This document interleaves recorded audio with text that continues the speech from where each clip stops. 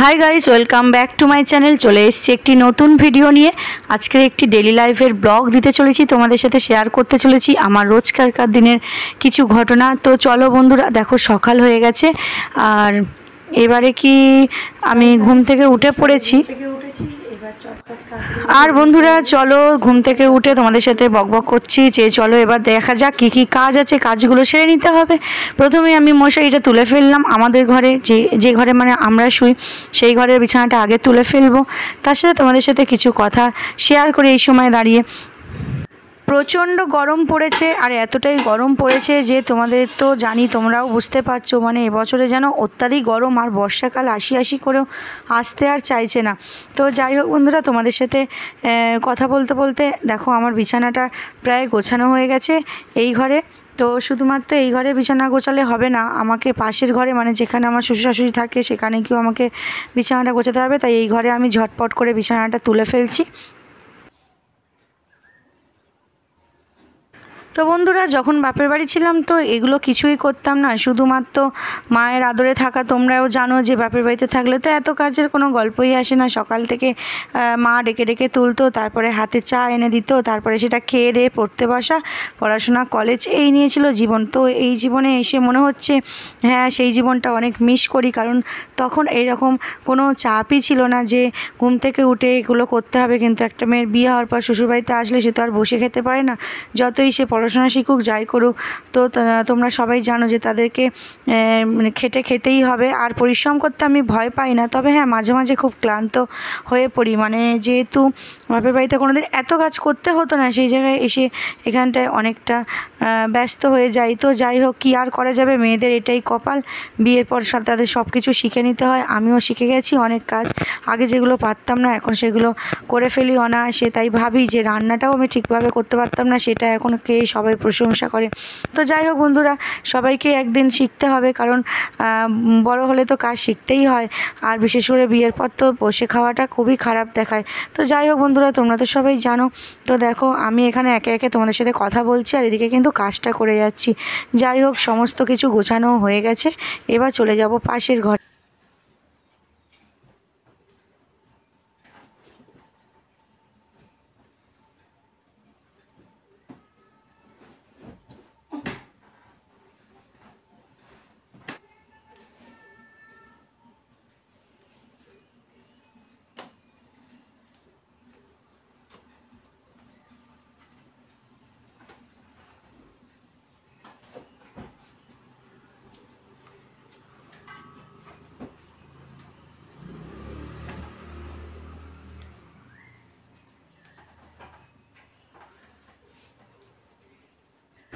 তো বন্ধুরা দেখো, আমার সব কিছু গোছান গাছান কমপ্লিট হয়ে গেছে, আমি সেটাই তোমাদেরকে বলছিলাম। তো এবার যেতে হবে ওই ঘরে। তো চলে এসেছি, মানে পাশের ঘরে চলে যেতে হবে।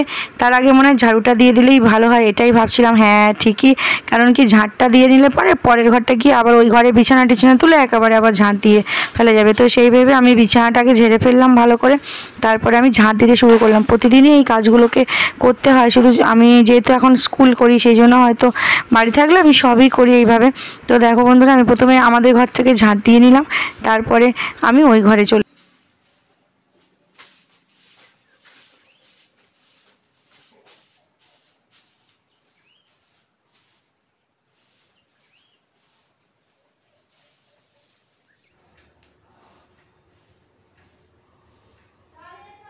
তো এইটা হলো আমার শ্বশুর শাশুড়ির ঘর। চলো আমার এই ঘরেও এবার বিছানাটাকে তুলে ফেলতে হবে, তার কারণ কি সকাল হয়েছে, প্রায় 7টা বাজতে যায়। তো এই ঘরের বিছানাটা এবার গোছাবার পালা। আমি এই ঘরের বিছানাটা চটপট গুছিয়ে নেবো, নিয়ে এই ঘরটাও পরিষ্কার পরিষ্কার করে নেব।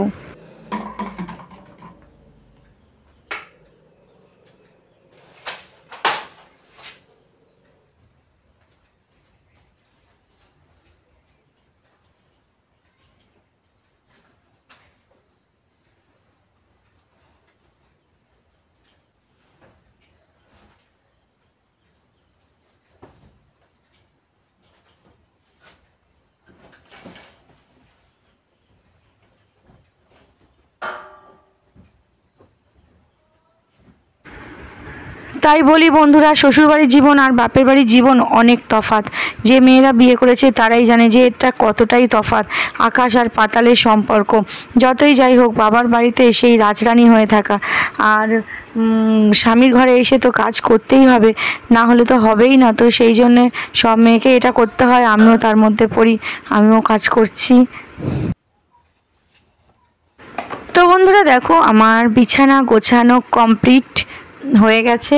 এবার এই ঘরটাও আমাকে ভালো করে ঝাড়ু দিয়ে ফেলতে হবে, আর আমি ঝাঁট দিয়েও দিয়েছি। এবার আমি চলে এসেছি বাইরে। দেখো জামা কাপড়ের সোপাটার কি যে হাল। আমি তাই ভাবলাম আজকের অনেক কাচাকুচি আছে, সেই আগে থেকে সবগুলোকে ভিজিয়ে রাখি। সেই জন্য কিছু কাপড় জামা আমি গামলিতে নিয়ে নিলাম, সেগুলো আমি কলতলায় গিয়ে ভিজিয়ে দেবো আগে, তারপরে কাচবো। কারণ জামা কাপড় একটু ভেজানো থাকলে ময়লাটা ছেড়ে যায়, মা বলতো। তাই জন্যে আমিও তাই ঠিক করলাম যে সমস্ত কিছু আগে গামলিতে নিয়ে গিয়ে তারপরে সেগুলো সার্ফের জলে ভালো করে ভিজিয়ে দিয়ে তারপর আমি জল ভরতে যাব।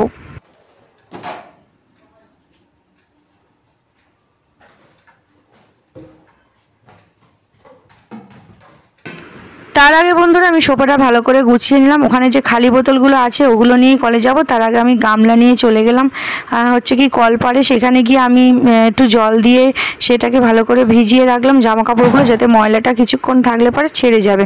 জলে ভেজা থাকলে কিছুক্ষণ ময়লাটা ভালো করে ছেড়ে যাবে। এদিকে আমি বোতলগুলো নিয়ে নিলাম, কলে যাব। বন্ধুরা তোমাদের সাথে আমি শেয়ার করছি ডেলি লাইফ। তোমরা অবশ্যই ভিডিওটিকে লাইক করবে, কমেন্ট করবে, শেয়ার করবে ও আমাকে অনেক অনেক ভালোবাসা দেবে, অনেক অনেক সাপোর্ট করবে।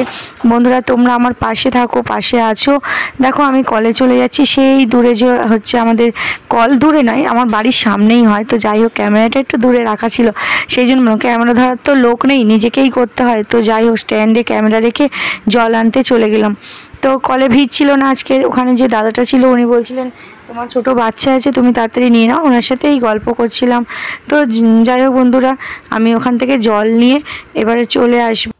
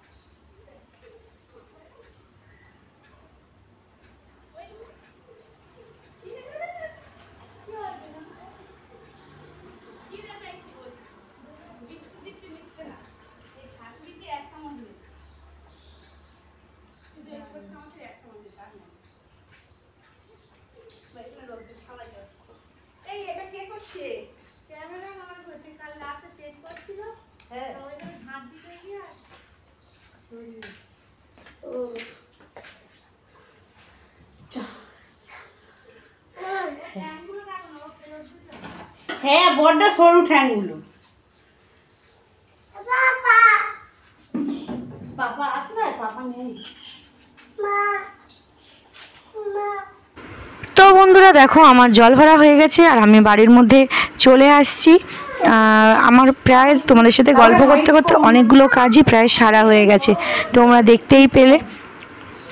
তো এই দেখো আমার গুল্লু বাবু, একে আমি বলেছি যে দে আমার একটা বোতল বয়ে দে, আর ও তাই করছে। মানে এত বাধ্য ছেলে, কি বলবো। ওকে বলেছিলাম একটা জলের বোতল নিয়ে আয় বাবু, আর সত্যি দেখো ওইটুখানি মানুষ কিরম টেনে টেনে জলের বোতলটা নিয়ে আসছে। তো যাই হোক, ওকে একটু ক্যামেরা করে নিলাম। খুবই জ্ঞান জ্ঞান করে, তো নিজের ব্রাশ নেয় না, আমার ব্রাশ নেয়। তো দেখো ছেলেকে খাওয়াতেও বসে গেছি, এদিকে মুছতেও শুরু করেছে। খাওয়ানো হয়ে গেছে, খাওয়ানোর পরে মুছতেও শুরু করে দিয়েছি, কারণ ঘর দরজাটা তখন মোছা হয়নি। ঝাঁটটা দেওয়া রেডি করা করা ছিল, এবার শুধু মুছে নিলে হয়ে যাবে। তো বন্ধুরা আমি ঘর দাবাটা পুরোই মুছে ফেলেছি। এবার আমার একটা বড় কাজ আছে মিঠুর কাছে যাওয়া। আচ্ছা মিঠুকে তোমরা তো চেনো না, মিঠু আমাদের বাড়ির টিয়া পাখি। চলো দোতলায় নিয়ে যাই, দোতলা আমাদের এখনো কমপ্লিট হয়নি। যাই হোক এই দেখো মিঠু রয়েছে, তো মিঠুর সাথে চলো একটু বকবক করা যাক। মিঠু মিঠু কথা বলো, মিঠু মিঠু দাঁড়া, ভয় দেখাস নি বাবাই, বাবাই কামড়াবে। এনে চলো মিঠু মিঠু মিঠু মিঠু মিঠু মিঠু ফের বলো মিঠু মিঠু মিঠু মিঠু না মিঠু বলছে, দেখ মিঠু হাত দেবে না, ওই যা মিঠু কি মিঠু মিঠু মিঠু মিঠু মিঠু তুই কে মিঠু কি মিঠু তুই কে মিঠু মিঠু হাত দেবে না, টুয়া মিঠু খেয়ে নাও, আচ্ছা খেয়ে নাও, চলা দিয়েছি খেয়ে নাও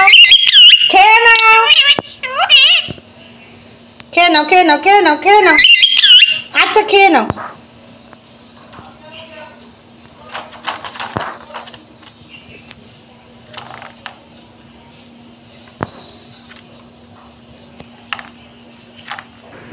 তো বন্ধুরা মিঠুর সাথে বকবক করে নিচে নামতে দেখলাম যে মাছওয়ালা এসছে, মাছওয়ালা কাকু দাঁড়িয়ে আছে ওখানে, কি মাছ নেবো তাই আমরা ঠিক করছিলাম। কেউ আমরা বলছিলাম উনি বলছিলেন রুই মাছটা নাও না সিলভার কাপ নেবে, এটা আমাদেরকে জিজ্ঞেস করছিল। আর আমরা এই দূর থেকে চিল্লে বলছিলাম এটা নেবো না ওটা নেবো, দাম কত, আমার শাশুড়ি মা জিজ্ঞেস করছিল দাম কত।